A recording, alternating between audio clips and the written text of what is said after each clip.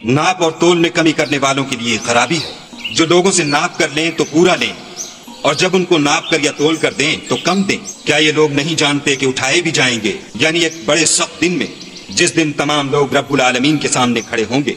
सुन रखो कि बदकारों के आमाल सिज्जीन में हैं, और तुम क्या जानते हो कि सिज्जीन क्या चीज है? एक दफ्तर है लिखा हुआ। उस दिन झुटलाने वालों की खराबी है, यानी जो इंसाफ के दिन को झुटलाते हैं, और उसको झुटलाता वही है जो हद से निकल जाने वाला गुनाहगार है। जब उसको हमारी आयतें सुनाई जाती हैं तो कहता है ये तो अगले लोगों के अफसाने हैं। देखो ये जो अमाल बद करते हैं उनका उनके दिलों पर जंग बैठ गया है। बेशक ये लोग उस रोज अपने परवरदिगार के दीदार से ओट में होंगे, फिर दोज़ख में जा दाखिल होंगे। फिर उनसे कहा जाएगा ये वही चीज है जिसको तुम झुटलाते थे। ये भी सुन रखो कि नेकुकारों के आमाल इल्लीन में हैं, और तुमको क्या मालूम कि इल्लीन क्या चीज है? एक दफ्तर है लिखा हुआ जिसके पास मुकर्रब फरिश्ते हाजिर रहते हैं। बेशक नेक लोग चैन में होंगे, तख्तों पर बैठे हुए नज़ारे करेंगे।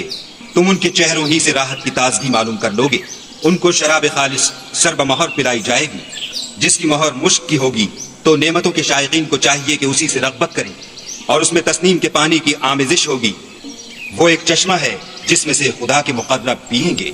जो गुनाहगार यानी कुफ्फार हैं वो दुनिया में मोमिनों से हंसी किया करते थे, और जब उनके पास से गुजरते तो हिकारत से इशारे करते, और जब अपने घर को लौटते तो इतराते हुए लौटते, और जब उन मोमिनों को देखते तो कहते कि ये तो गुमराह हैं, हालांकि वो उन पर निगरां बनाकर नहीं भेजे गए थे।